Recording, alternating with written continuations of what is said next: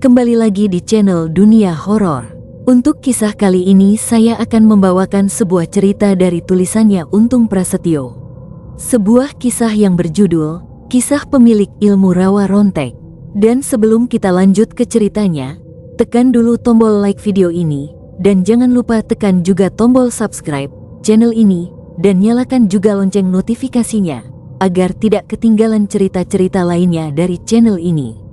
Dan buat teman-teman yang ingin membaca langsung ceritanya, nanti silahkan saja kunjungi linknya yang nanti akan saya sertakan di kolom deskripsi.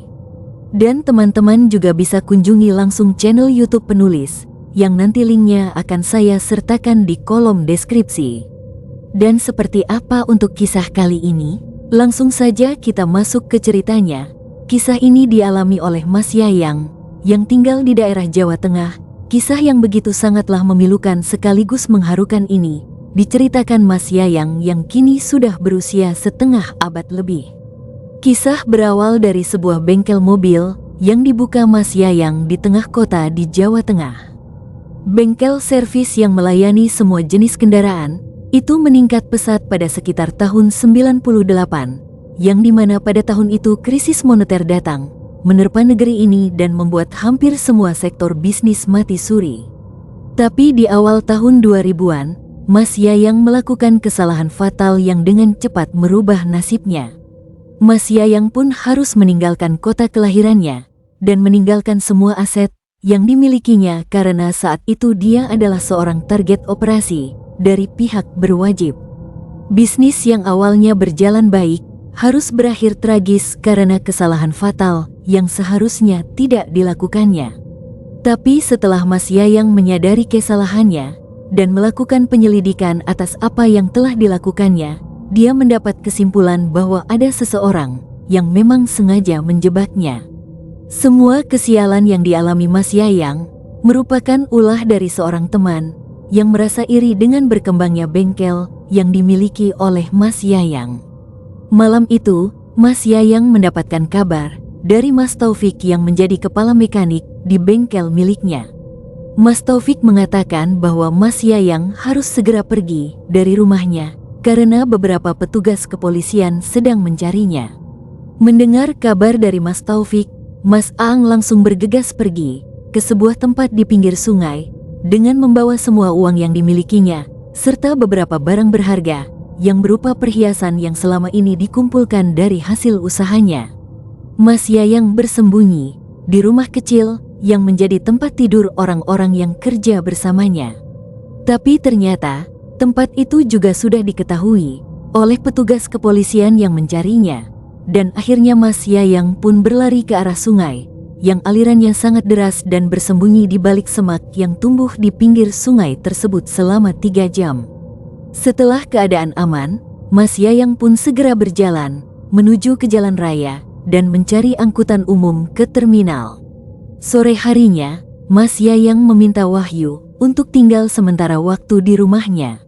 Seminggu sudah, Mas Yayang yang berada di daerah Jogja, dia bersikap biasa saja, seolah sedang tidak terjadi apa-apa pada dirinya dan dapat bergaul dengan cepat di daerah tempat tinggal Mas Wahyu. Hingga suatu saat, tiba-tiba saja, Mas Yayang mengalami rasa sakit yang luar biasa di bagian perutnya. Rasa sakit itu membuat Mas Yayang beberapa kali mengeluarkan darah kental saat dia memuntahkan makanan yang telah dimakannya. Beruntungnya, saat itu Mas Yayang yang dikenal sangat baik, mudah bergaul dan juga senang membantu warga di sekitar tempat tinggalnya, bertemu dengan Pak Bardi yang mengerti tentang hal-hal spiritual. Pak Bardi pun dengan ikhlas mengobati Mas Yayang yang ternyata sedang mendapat serangan gaib. Setelah 1 minggu berjuang untuk melawan makhluk-makhluk kiriman, seorang dukun sakti yang mau membunuh Mas Yayang, akhirnya Pak Bardi mendapatkan sebuah pemikiran untuk merubah penampilan Mas Hyang. Makhluk-makhluk gaib yang dikirim oleh beberapa dukun telah mengaku bahwa harus membunuh lelaki berambut panjang dengan anting di kuping bagian kirinya. Hampir semua makhluk gaib yang dapat diajak mediasi mengatakan hal ini. Akhirnya Pak Bardi meminta Mas Yayang untuk mencukur rambut gondrongnya dan melepas anting yang ada di telinganya serta diminta untuk memanjangkan kumis dan jenggotnya demi keselamatannya. Sungguh aneh tapi nyata, penyakit yang dialami Mas Yayang pun perlahan menghilang ketika dia sudah memangkas rambut panjangnya dan melepas anting-antingnya. Saya akan terus membantu sampean Yang, sampean sembuh, ujar Pak Berdi yang merasa senang dengan pulihnya Mas Yayang. Matur nuwun Pak D, tapi kalau boleh tahu siapakah yang mengirimkan santet ini Pak D? Tanya Mas Yayang yang merasa penasaran dengan apa yang sudah menipanya. Sudah Yang, kamu tidak perlu tahu siapa yang mengirimkan santet-santet itu. Yang terpenting kamu sehat kembali dan tidak lagi diganggu oleh orang yang menginginkan kematianmu itu. Sekarang dengan penampilan baru, kau harus jadi sosok baru yang lebih baik lagi. Tidak usah memikirkan siapa yang membuatmu begini dan siapa yang sudah menyakitimu. Carilah kehidupan baru, lupakan masa lalumu dan sepertinya saat ini kau cocok hidup di desa ini, ujar Pak Burdi menasehati Mas Yayang. Saya rasakan suatu saat nanti saya akan kembali ke desa ini Pak D. Tapi saat ini masih ada yang harus saya lakukan di luar sana, jawab Mas Yayang dengan wajah tertunduk. Aku tidak dapat memaksamu untuk tetap tinggal di desa ini ya. Jika kau tetap ingin pergi, bawalah benda ini, balas Pak Bardi sambil memberikan keris kecil pada Mas Yayang. Ini hanyalah benda biasa, jangan kau meminta dari benda ini. Benda ini aku berikan kepadamu sebagai tanda pengingat bahwa aku masih bersamamu dimanapun kau berada. Dan aku masih menunggumu di desa ini, berharap kau kembali lagi ke rumah ini, imbuh Pak Bardi. Matur nuwun Pak D, jawab Mas Yayang yang sambil tersenyum kepada Pak Bardi. Salah satu dari temanmu adalah orang yang tidak baik, orang yang menginginkan kematianmu, ujar Pak Bardi, memberikan sedikit informasi yang entah dari mana beliau mengetahuinya. Sejenak Mas Yayang diam dan berpikir, menerka-nerka, siapakah orang yang dimaksud oleh Pak Bardi? Jangan sampai kau masuk dalam jebakannya. Saat ini dia terus mencari tahu di mana keberadaanmu, imbuh Pak Bardi, yang membuat Mas Yayang semakin bingung. Setelah 1 bulan berlalu, Mas Yayang pun pergi menuju kota dan mampir ke sebuah wartel yang ada di dekat terminal bus antar kota antar provinsi. Mas Yayang lalu menelepon seseorang sahabatnya dan memberikan informasi keberadaannya. Mas Yayang juga menceritakan bahwa dia baru saja sembuh setelah ada orang yang mencoba menghabisi nyawanya melalui media santet. Orang yang dihubungi Mas Yayang saat itu adalah Sabto. Mas Yayang sengaja memberitahu keberadaannya kepada Sabto untuk memancingnya datang ke tempat yang sudah dimaksud Mas Yayang. Setelah menghubungi Sabto, Mas Yayang langsung menaiki bus menuju kota Bandung untuk mencoba peruntungannya di kota kembang itu. Mas Yayang mengunjungi saudara sepupunya yang sudah menetap di kota itu. Ini semua adalah rencana awal Mas Yayang untuk mencari tahu siapakah di antara sahabat-sahabatnya yang telah mengkhianatinya. Sebelum pergi ke Bandung, Mas Yayang meminta nomor telepon rumah sepupunya. Ayah memberikan nomor telepon rumah sepupunya. 1 hari berlalu dari perginya Mas Yayang. Ada beberapa orang yang datang mencari Mas Yayang. Awalnya 4 orang berbadan tegap itu enggan memberitahukan siapa mereka. Tapi Wahyu juga akan mengatakan hal yang sama jika orang-orang tersebut tidak memberitahu siapa mereka yang sebenarnya. Sekarang ini Mas, saya akan memberitahu kemana Mas Yayang pergi. Tapi saya juga mau tahu siapa panjenengan ini, dari mana dan untuk apa mencari Mas Yayang. Awakmu tidak perlu tahu siapa kami, jawab salah seorang dari mereka yang berpenampilan seperti rocker. Ya wis, sekarang silakan pergi dari rumah saya. Sebelum pemuda di desa ini membuat sampean-sampean ini babak belur, gertak Wahyu dengan santainya. 4 orang itu hanya tertawa mendengar apa yang baru saja dikatakan Wahyu dan sambil mengejeknya. Loh, jangankan 4 orang berandalan seperti sampeyan, saktruk orang-orang seperti sampeyan akan kami buat hancur, seru Wahyu sambil gebrak kencang meja yang ada. Tidak lama kemudian, teman-teman Wahyu mulai berdatangan memenuhi ruang tamu di rumah Wahyu. 4 orang berbadan tegap itu pun langsung diam dan tidak lagi tertawa, melihat sekitar 15 orang mengelilingi mereka. "Ini baru 10%-nya," ujar Wahyu yang kini menertawakan keempat tamunya itu. "Piye mas, kepada diam? Tadi sampean pada cengengesan," imbuh Wahyu yang diikuti tawa dari teman-temannya yang sudah berkumpul di rumahnya.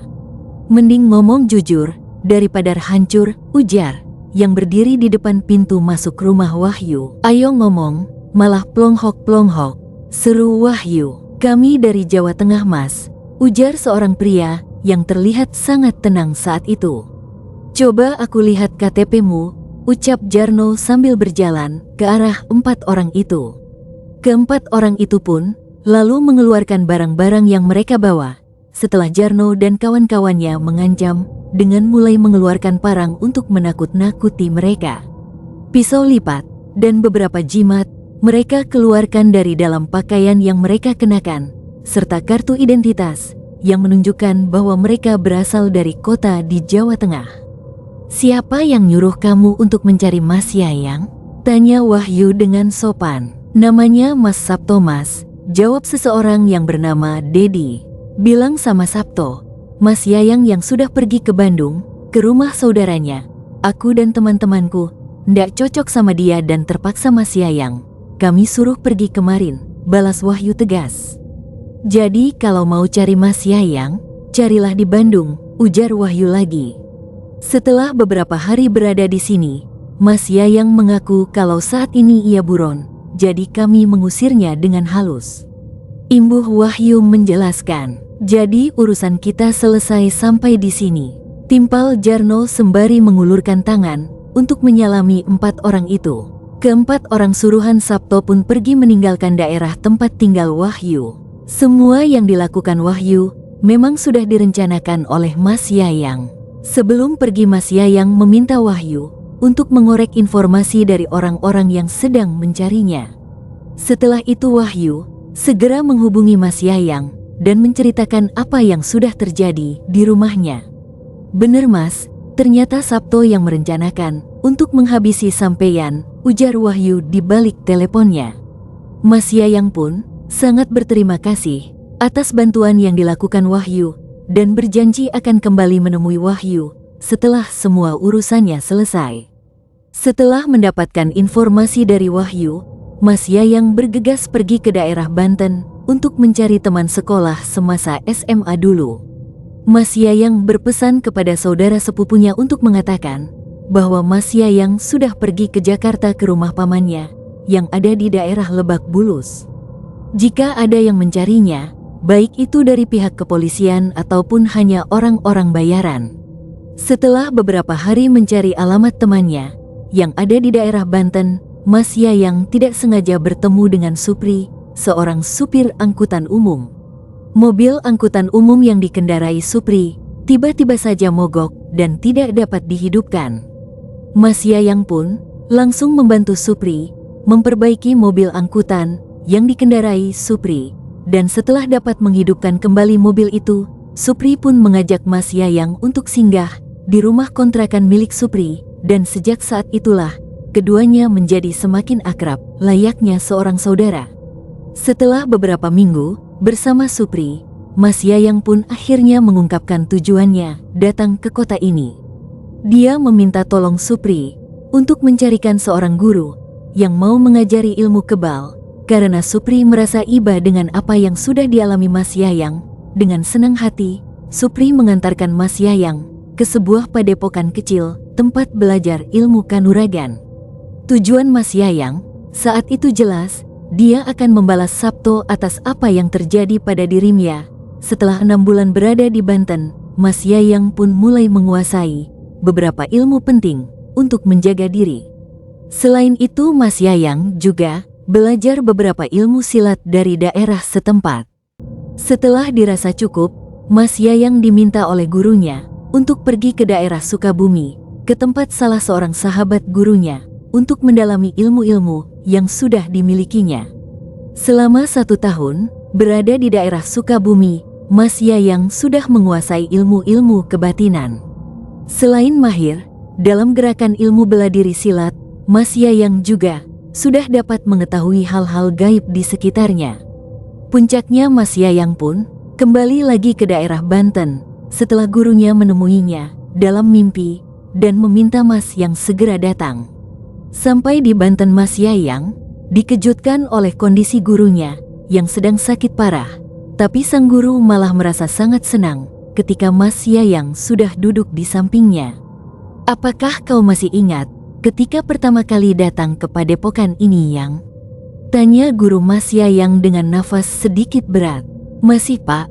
Waktu itu saya meminta Bapak mengangkat saya menjadi murid dan saya berjanji akan memenuhi apa yang Bapak minta kepada saya," jawab Mas Yayang sambil menundukkan wajahnya.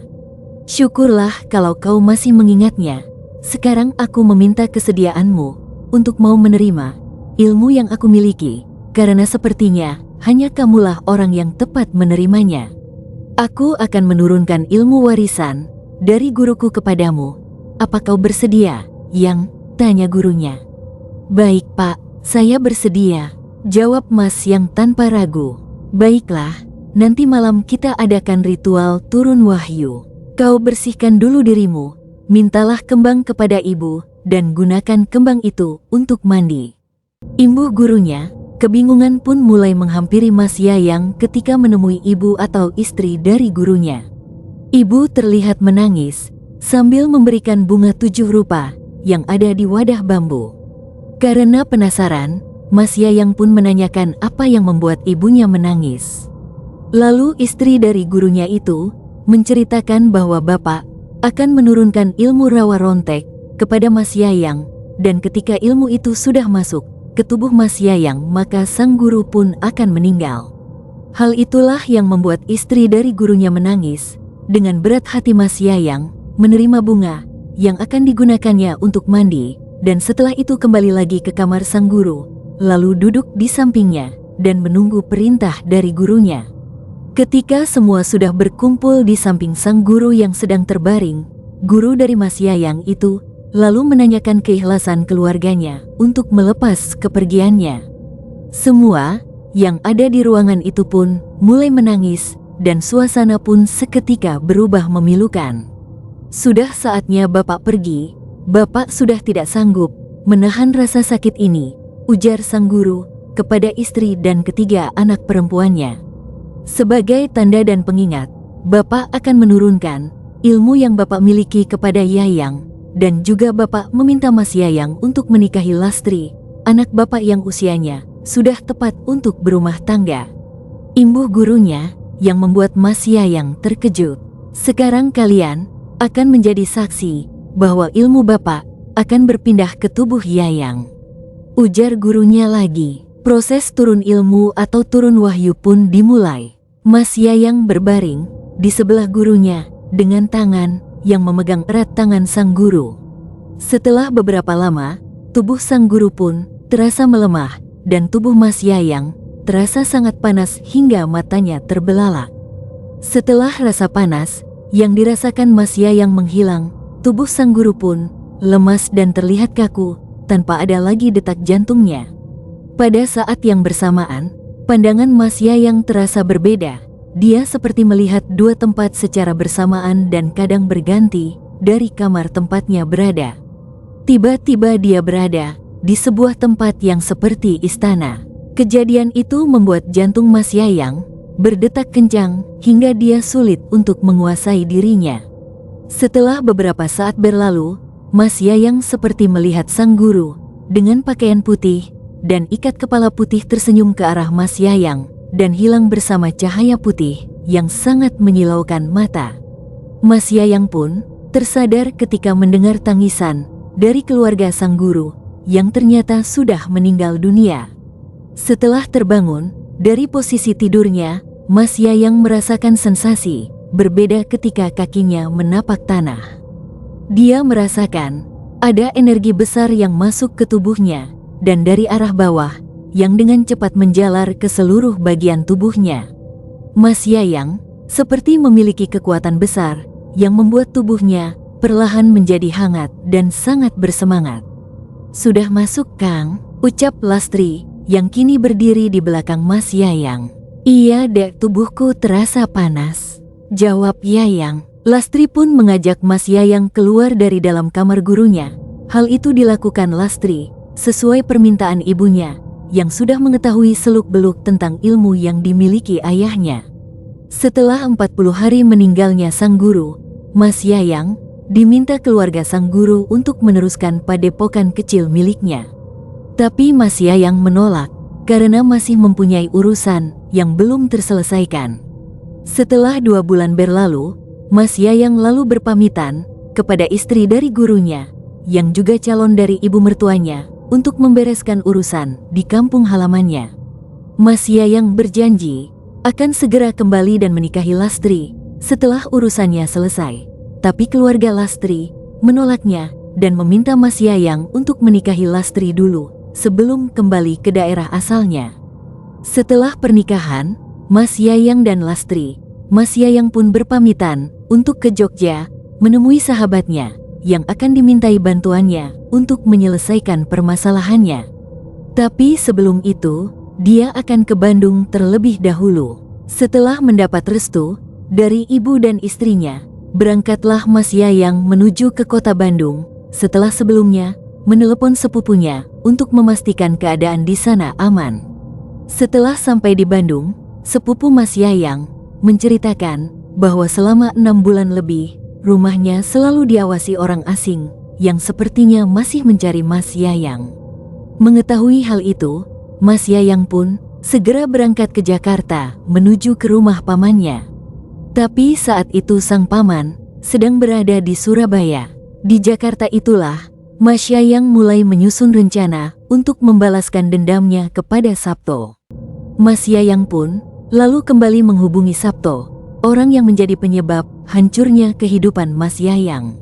Mas Yayang menceritakan kemana dia selama 2 tahun ini dan mengatakan bahwa dia sekarang berada di Jakarta.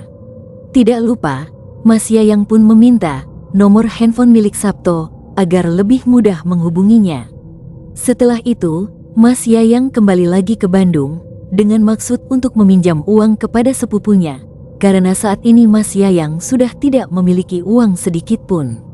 Setelah itu dia kembali pergi ke daerah Lampung. Sampai di daerah Lampung, Mas Yayang kembali menghubungi Mas Sabto ke nomor handphonenya.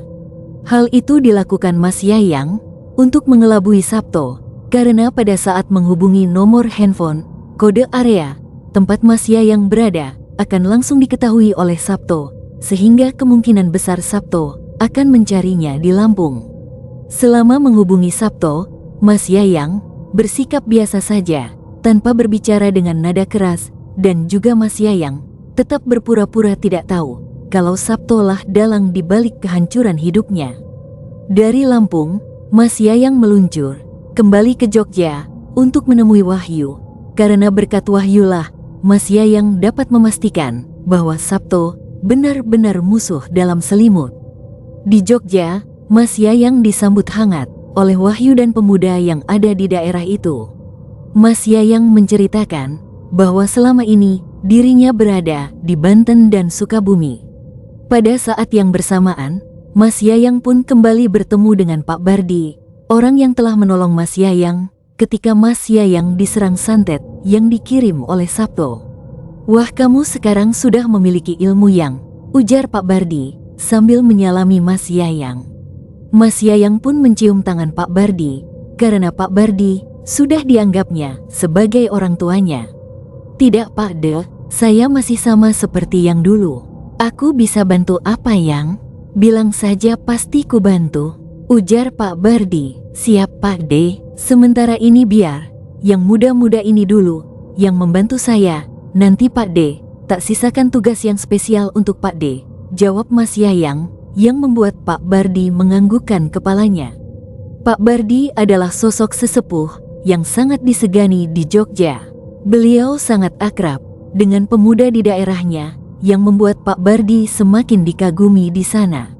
Mas Yayang pun mulai merencanakan aksinya untuk mengembalikan nama baiknya di daerah asalnya.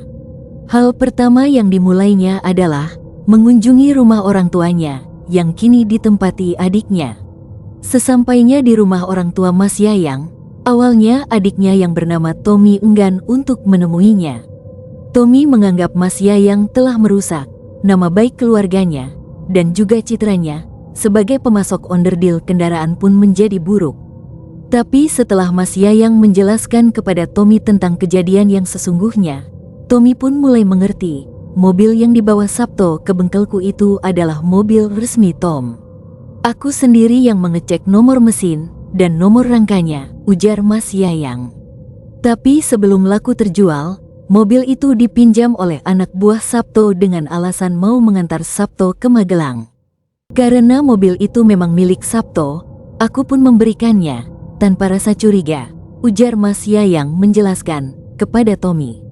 Setelah 2 hari dipakai Sabto, mobil itu dikembalikan ke bengkelku, dan sehari setelahnya, ada orang yang ingin membeli mobil itu, dan anehnya pembeli itu tidak menawar sama sekali harga yang aku ajukan. Setelah beberapa hari, orang yang membeli mobil tersebut kembali ke bengkelku, dan menuduhku menjadi penada barang curian. Hal itu terjadi karena pembeli mobilku itu melakukan cek fisik dan mendapatkan data yang berbeda antara surat kendaraan dengan nomor rangka serta nomor mesinnya. Aku mencoba menawarkan damai dengan akan mengembalikan uang itu sepenuhnya. Tapi orang itu menolak dan membuat laporan ke kepolisian. Kalau kamu enggak percaya, tanya sama Topik lah. Mas Yayang memberi penjelasan panjang lebar kepada adiknya. Iya mas, Taufik dan Pujo sudah menceritakannya kepadaku, jawab Tommy. Sekarang aku akan membongkar apa yang sudah dilakukan Sabto dan orang-orangnya yang sudah menjebakku, ujar Mas Yayang menimpali. Ndak gampang mas, sekarang Sabto sudah menjadi bos besar yang menguasai kota. Semua bisnis di kota ini sudah ada di bawah kendalinya. Selain orang-orang biasa, Sabto juga memiliki orang-orang sakti yang membantunya, ujar Tommy. Apa yang baru saja dikatakan Tommy sepertinya akan membuat langkah Mas Yayang lebih sulit untuk balas dendam dan membongkar kejahatan Sabto. Tapi setelah Wahyu memberikan ide-ide untuk mulai menghancurkan bisnis Sabto, Mas Yayang pun kembali bersemangat.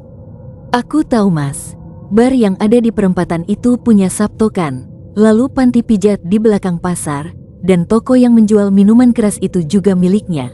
Tapi sepertinya tidak hanya itu, karena sekarang sedang ramai penggunaan obat terlarang, yang sepertinya juga diedarkan oleh anak buah Sabto, ujar Wahyu yang selangkah lebih tahu daripada Tommy, yang tinggal di kota Jogja.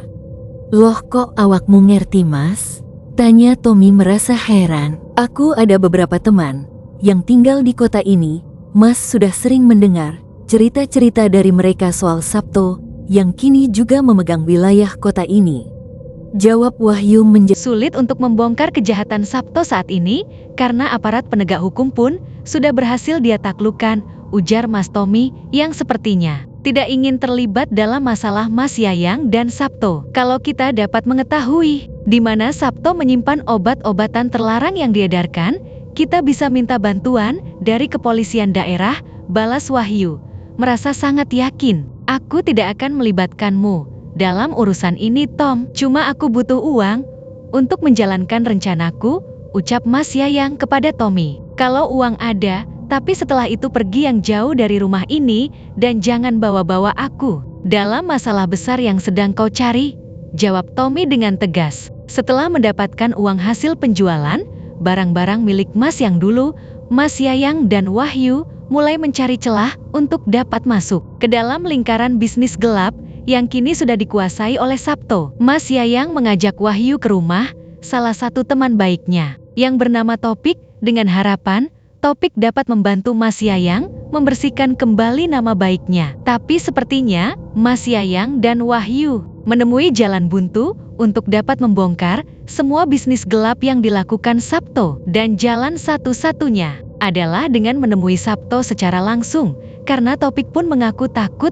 untuk berurusan dengan Sabto. Mas Yayang pun kembali lagi ke Jogja untuk mengantar Wahyu pulang. Dia tidak mau melibatkan siapapun dalam masalah ini, Karena yang kini dihadapi Mas Yayang bukanlah Sabto yang dulu lagi. Selama hampir 3 tahun belakangan ini, sepertinya Sabto telah menjadi penguasa tunggal di kota tempat kelahirannya itu. Sampai di Jogja, Mas Yayang kembali bertemu dengan Pak Bardi. Beliau sepertinya tahu tentang kegelisahan di hati Mas Yayang. Lama-kelamaan, orang akan tahu apa yang sebenarnya terjadi. Kita tidak dapat memaksakan diri untuk melawan pikiran orang banyak. Namamu di sini cukup baik, Yang. Di daerah ini kau dicari banyak orang. Karena keahlianmu memperbaiki kendaraan bermotor dan karena sikap baikmu kepada siapapun. Itulah yang membuat namamu dikenal baik di sini. Jadi kau tidak perlu membuktikan bahwa kau ini orang baik di daerahmu. Biarkan masyarakat menilainya sendiri, ujar Pak Bardi, memberikan sedikit wejangan kepada Mas Yayang. Mas Yayang hanya diam. Dendammu tidak akan membuatmu kembali ke masa jayamu dulu. Carilah tujuan lain. Selain ingin menyingkirkan teman bisnismu dari kota itu, kenapa musuhmu terus mencarimu dan berusaha untuk menghabisimu?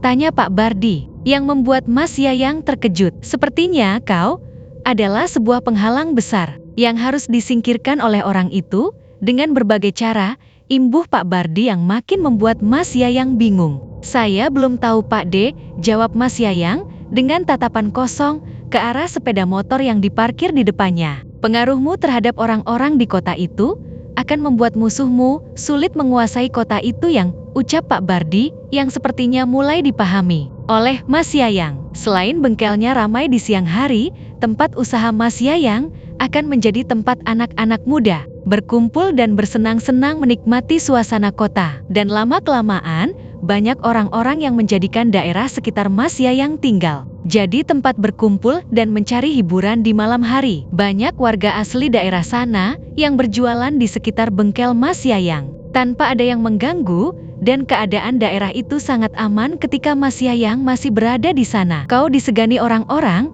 bukan karena kau memiliki kesaktian tinggi atau ilmu bela diri yang mumpuni, tapi kau disegani orang karena kebaikanmu dan sikap bijaksanamu dalam menghadapi berbagai permasalahan yang ada. Hal itulah yang tidak dimiliki teman yang menjadi musuhmu itu, ujar Pak Bardi sambil mengisap rokok filter dalam-dalam. Jadi kau tidak perlu berpikir untuk mengembalikan nama baikmu dan membuktikan bahwa kau tidak bersalah dalam permasalahan yang membuat kehidupanmu hancur. Tapi yang perlu kau lakukan adalah menghentikan orang yang dengan kekuasaannya semakin menambah tingkat kejahatan, ujar Pak Bardi. Matur nuwun Pak D, jawab Mas Yayang sambil tersenyum menatap Pak Bardi yang membalas dengan anggukan kepala. Ambillah tujuan untuk kemaslahatan orang banyak, cari jalan untuk kebaikan banyak orang, ujar Pak Bardi yang mengakhiri perbincangan mereka berdua.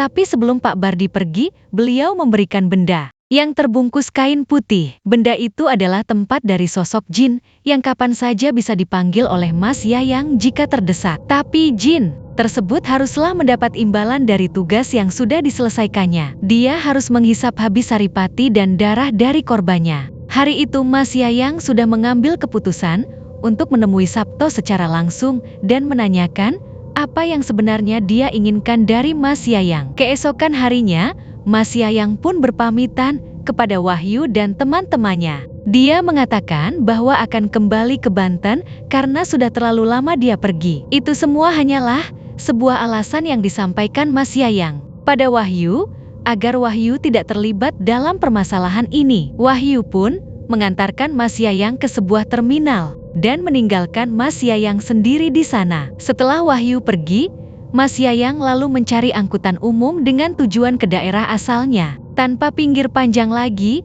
Mas Yayang langsung pergi mengunjungi rumah Sabto. Rumah yang dulu sering digunakannya berkumpul dengan kawan-kawannya, berbagai cerita dan melepaskan penat. Rumah milik Sabto pun terlihat sangat sepi tanpa adanya kendaraan yang biasanya banyak terparkir di halaman rumahnya. Mas Yayang pun segera pergi dari rumah itu dan langsung melangkahkan kakinya ke bengkel milik Sabto yang ada sebelum pusat kota. Sesampainya di sana, Mas Yayang tidak menjumpai satu orang pun yang dulu dikenalnya. Semua anak buah Sabto adalah orang baru yang tidak mengenalnya. Karena tidak tahu lagi di mana akan mencari Sabto, Mas Yayang pun menanyakan keberadaan Sabto kepada seseorang. yang sedang menggosok-gosok pintu mobil. Tapi sayangnya orang yang bekerja di bengkel milik Sabto itu tidak mengetahui di mana keberadaan bosnya saat ini. Mas Yayang akhirnya memutuskan untuk kembali ke rumah Sabto dan menunggunya di sana. Tapi apa yang dicari Mas Yayang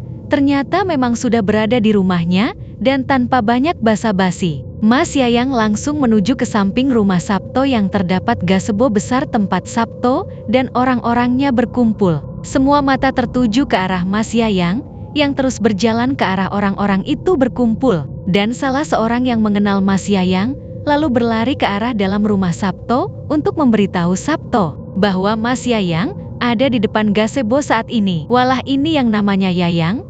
Monggo duduk Mas, ujar salah seorang anak buah Sabto setelah temannya memberitahunya. Matur nuwun Mas, Pak Sabtonya ada? Tanya Mas Yayang dengan tenang. Ada, beliau memang sedang menunggu sampeyan, balas orang itu yang disambut tawa orang-orang yang ada di sana. Tidak lama kemudian Sabto keluar dari dalam rumahnya bersama seseorang yang energinya sangat kuat sekali.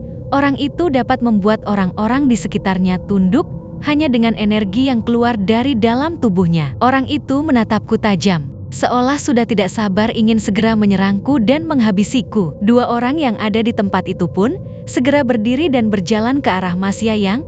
Dan ketika dua orang itu sudah ada di depan Mas Yayang, salah satu orang itu berbisik bahwa dia diminta Sabto untuk mencarikan tempat terakhir yang cocok untuk Mas Yayang. Wah, sebuah kejutan besar, kamu bisa datang ke rumahku ini ya, ujar Sabto yang masih berdiri di depan gazebo. Mas Yayang hanya tersenyum sambil menoleh ke arah dua orang yang berlalu pergi tadi. Mas Yayang langsung duduk di kursi yang ada di depan gazebo, tanpa peduli lagi kepada orang-orang yang terus memperhatikannya dengan penuh rasa benci. Duduk di atas sini saja Yang, ujar Sabto, yang meminta Mas Yayang naik ke atas gazebo. Tapi jelas saja Mas Yayang menolak, karena dia tahu kekuatannya akan berkurang ketika kedua kakinya tidak menapak tanah. Aku di sini saja, balas Mas Yayang dengan tenang sambil mengedarkan pandangannya ke sekitar. Oke kalau begitu, ujar Sabto. Sabto yang menghampiri Mas Yayang sambil menawarkan mau minum apa. Ndak usah Sab, sepertinya hari ini aku tidak minum air. Hari ini aku haus darah, balas Mas Yayang dengan tenang yang membuat Sabto dan orang-orangnya menertawinya. Belum selesai orang-orang itu tertawa, tiba-tiba saja orang yang memiliki kekuatan sangat besar tadi menyerang Mas Yayang. Leher Mas Yayang terasa seperti tercekik dari belakang dan tubuhnya tidak dapat digerakkan sama sekali. Hal itu membuat Sabto tertawa terbahak-bahak dan langsung mengambil pisau lipat dari dalam sakunya. Bersamaan dengan tawa Sabto yang merasa sangat senang hari itu, dia pun lalu menusuk perut Mas Yayang dengan wajah sadis dan mata penuh dendam. Manusia goblok, datang hanya untuk setor nyawa, ujar Sabto sambil menarik pisau yang menancap cukup dalam di bagian perut Mas Yayang. Setelah itu, Sabto menendang Mas Yayang dengan sekuat tenaga hingga Mas Yayang jatuh tersungkur ke belakang. Dengan kesadaran penuh, Mas Yayang lalu melepaskan alas kakinya yang berupa sandal biasa dan langsung bangkit lagi. Tapi sebelum membalas serangan Sabto, Mas Yayang harus bisa memusnahkan dua jin besar yang ada di belakang tubuhnya saat ini dengan mulai membacakan ajian-ajian yang dimilikinya. Mas Yayang kini dapat melihat dengan jelas sosok yang tadi mencekik dan mengunci gerak tubuhnya. Entah ajian apa yang digunakan Mas Yayang, hingga dengan cepat Mas Yayang dapat membuat jin-jin besar itu mundur dan kembali kepada majikan. Darah yang keluar dari perut Mas Yayang pun seketika berhenti dan luka di bagian perutnya pun dengan seketika menghilang. Sabto dan orang-orangnya sangat terkejut melihat apa yang terjadi pada Mas Yayang. Tapi sepertinya saat ini bukanlah saat yang tepat untuk melawan dua makhluk sekaligus. Mas Yayang menunjuk ke arah orang yang memiliki dua peliharaan makhluk gaib tadi dengan maksud mengancamnya. Mas Yayang sebenarnya ingin segera pergi dari rumah Sabto karena menurut perhitungannya dia akan kalah menghadapi musuh nyata dan musuh gaib secara bersamaan seorang diri. Tapi tiba-tiba saja Mas Yayang mendengar suara siulan panjang yang biasa dilakukan oleh Wahyu ketika dia sedang berlatih mengumpulkan teman-temannya. Ketika sedang terjadi keadaan genting, siulan panjang itu adalah tanda panggilan yang hanya diketahui oleh Wahyu dan kelompoknya. Tapi karena Mas Yayang sudah dianggap orang yang menjadi bagian dari daerah Wahyu, Mas Yayang pun diberitahu semua sandi yang biasa digunakan Wahyu dan teman-temannya. Sosok Wahyu dan Jarno sebenarnya bukanlah sosok pemuda biasa, mereka berdua adalah sosok yang juga memiliki kekuasaan di daerahnya. Mereka menertibkan pasar, terminal, dan juga menjadi keamanan di daerah tempat tinggalnya. Keamanan ruko-ruko besar, gedung perkantoran, serta pabrik-pabrik yang ada di daerah Wahyu menjadi tanggung jawabnya. Siulan itu kembali terdengar untuk yang kedua kalinya. Tapi karena Mas Yayang tidak dapat bersiul dengan keras, dia pun lalu berteriak, menjawab siulan dari kelompok Wahyu. "Asem, bocah iki kok tahu aku berada di sini?" ujar Mas Yayang dalam hati. "Ya, aku di sini," ucap Mas Yayang dengan lantang. Tidak butuh waktu lama Wahyu, Jarno, Barjo, dan Sigit sudah berada di samping rumah Sabto. Dan ternyata mereka juga sudah meringkus dua anak buah Sabto yang tadi berbisik ingin mencarikan tempat peristirahatan terakhir kepada Mas Yayang. "Perang," ujar Wahyu yang terlihat sangat bersemangat sekali. "Bocah kemarin sore, kurang ajar sekali kalian ya, tak buang ke dalam laut hidup-hidup awakmu," balas Sabto dengan wajah yang terlihat sangat murka. Mas Yayang pun mundur beberapa langkah dan berdiri di balik tubuh Wahyu dan Jarno. Hal itu dilakukannya untuk dapat menyerang orang sakti dan beberapa peliharaannya mulai datang membantu. Setelah memagari diri, Mas Yayang tiba-tiba melesat ke arah Sabto yang diikuti oleh Wahyu dan semua teman-temannya. Orang-orang Sabto yang sedang tidak siap untuk bertarung pun terpaksa meladeni Wahyu, Jarno, Barjo, dan Sigit. Serangan dari orang sakti itu mulai terlihat oleh mata Mas Yayang bersamaan. Mas Yayang pun terus mengincar Sabto yang sudah siap dengan pisau kecil di tangannya. Tapi itu bukan masalah bagi Mas Yayang. Semua luka di tubuhnya segera pulih dan membuat Sabto mulai ketakutan menghadapi Mas Yayang, Wahyu, Jarno, Barjo yang semakin menggila. Walau kalah jumlah, tapi dengan kondisi tubuh bugar, mereka pun dapat menumbangkan satu persatu anak buah Sabto yang sudah menenggak minuman-minuman beralkohol. Untuk memecah konsentrasi orang sakti yang hanya duduk terdiam di atas gazebo, Mas Yayang memberikan kode kepada Jarno untuk menyerang orang itu. Tapi bukannya langsung menghampiri orang sakti itu, Jarno malah mengambil beberapa batu yang menjadi hiasan taman rumah Sabdo dan langsung melempari orang sakti yang membantu Sabto. Karena beberapa kali terkena tumpukan batu dari Jarno, orang sakti itu berdiri dengan maksud menyerang Jarno, tapi langkahnya kurang cepat. Wahyu yang mengendap-endap di bawah gazebo, lalu menarik orang sakti itu dari belakang, hingga jatuh tersungkur. Orang sakti itu ternyata memiliki ilmu kebal,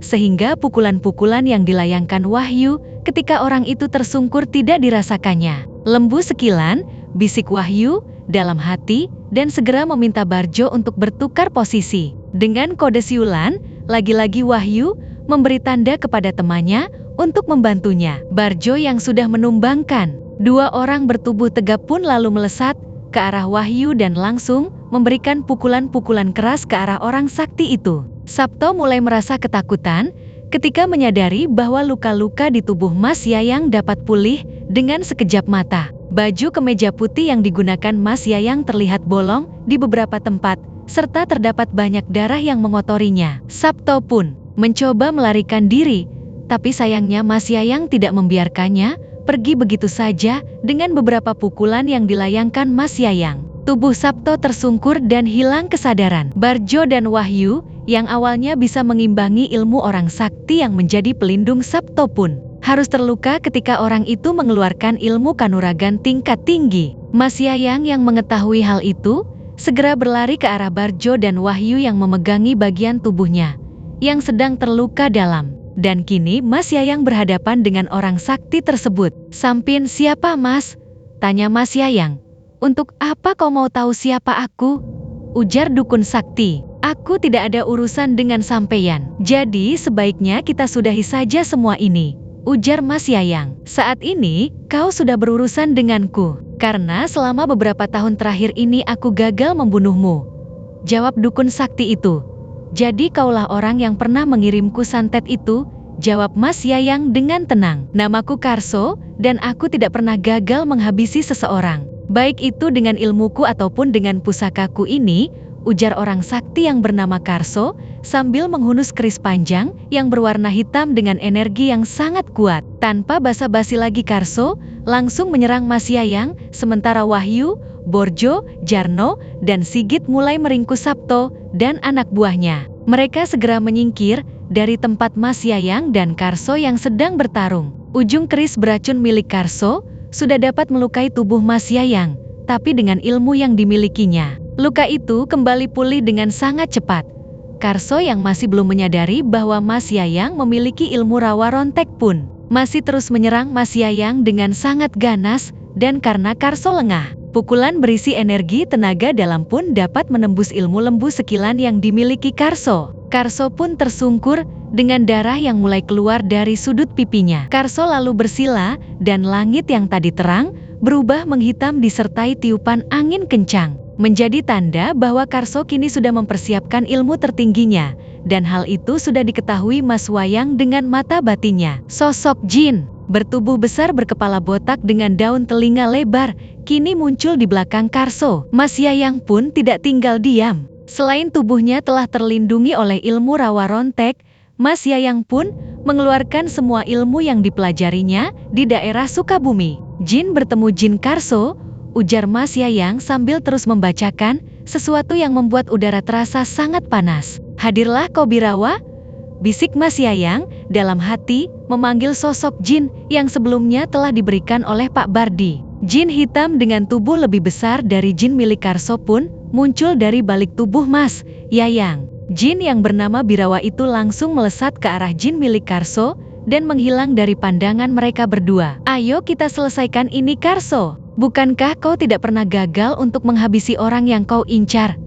Teriak Mas Yayang. Tanpa menanggapi ucapan Mas Yayang, Karso langsung melompat dan menyerang Mas Yayang. Mas Yayang hanya terdiam dan tidak bergerak sedikit pun menghadapi serangan Karso. Hal itu sudah diperhitungkan matang-matang oleh Mas Yayang, karena dia berencana untuk melumpuhkan musuhnya dari jarak dekat. Keris hitam dan beracun mini Karso pun berhasil menusuk bagian perut Mas Yayang, dan dengan cepat Karso mencabutnya, lalu menikam kembali ke arah jantung Mas Yayang. Dan ketika itulah Mayayang menangkap tangan Karso untuk mengeluarkan ilmu pelumpuh yang sudah dikuasainya di Sukabumi. Karso tidak dapat menggerakkan kedua kakinya dan mulai jatuh dengan posisi duduk di atas kedua kakinya. Keris yang masih menancap di dada kiri Mas Yayang pun segera dicabutnya, dan dengan wajah marah Mas Yayang memperlihatkan ilmu yang dimilikinya kepada Karso. Karso yang sudah tidak dapat bergerak pun hanya terpana melihat apa yang sedang dilakukan Mas Yayang.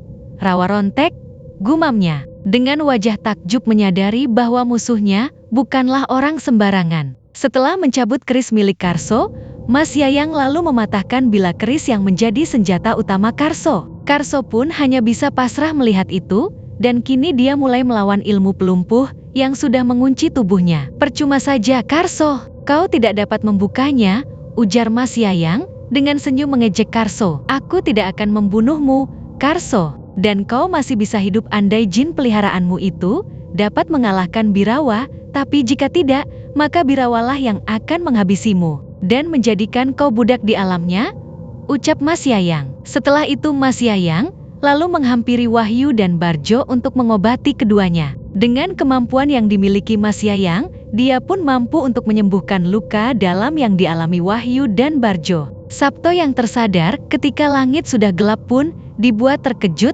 ketika mengetahui tubuhnya sudah terikat di sebuah tempat yang tidak asing baginya. Di tempat itu hanya ada dirinya dan Mas Yayang. Sabto meludah di depan Mas Yayang. Mas Yayang hanya tertawa menanggapi apa yang dilakukan Sabto, dan dengan tenang Mas Yayang mendekati Sabto sambil memainkan pisau kecil milik Sabto. Dengan santainya, Mas Yayang memperlihatkan kemampuan yang dimilikinya kepada Sabto dengan menusuk-nusukan pisau kecil itu ke tangannya. Hal itulah yang membuat Sabto merasa takut dan mulai berbicara. Maafkan aku Yang, semua ini salahku, ujar Sabto dengan tubuh gemetar. Terus, apa saja kesalahanmu yang membuatku kehilangan kehidupan di kota ini?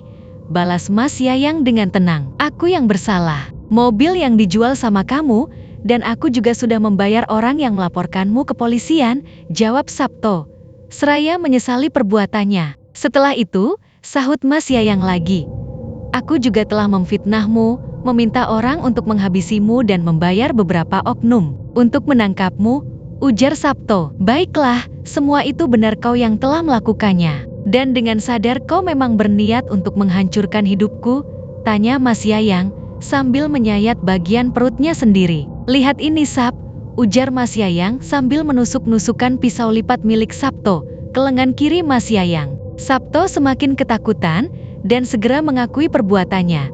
Tanpa diketahuinya semua perkataan Sabto sudah direkam oleh Wahyu dan kawan-kawannya. Serta Wahyu juga meminta oknum aparat untuk menjadi saksi atas semua pengakuan dosa dari Sabto. Maafkan aku, barang haram yang kau edarkan di daerah ini, kau simpan di mana, Sab? Tanya Mas Yayang, yang membuat Sabto tersentak. Jangan yang itu, teriak Sabto.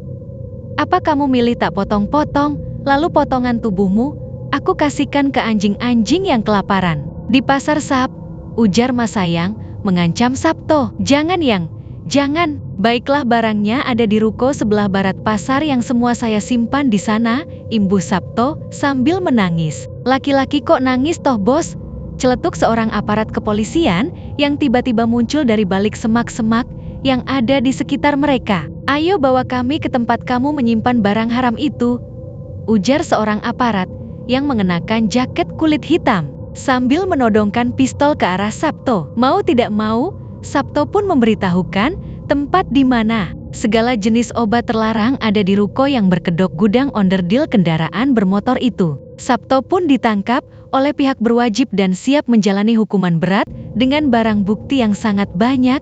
Sementara itu Karso mati di rumah Sabto dengan kondisi tubuh kering dan mata yang terbelalak. Sebelum pergi dari rumah Sabto, Wahyu, Jarno, Barjo dan Sigit terlebih dulu memindahkan tubuh Karso ke atas gazebo dan membersihkan darah yang keluar dari sudut bibirnya supaya tidak ada dugaan pembunuhan terhadap Karso. Setelah urusannya selesai, Mas Yayang pun kembali ke Banten untuk menemui istrinya dan meminta izin kepada ibu mertuanya karena Mas Yayang ingin mengenalkan Lastri kepada saudara-saudaranya yang berada di Jawa Tengah. Setelah berada di Jawa Tengah, Mas Yayang menjual semua asetnya dan membeli tanah di daerah Yogyakarta. Itu juga dilakukannya atas kesepakatan bersama istrinya. Kabar bahwa Sabto telah menjalani hukuman atas semua kejahatan yang sudah dilakukannya.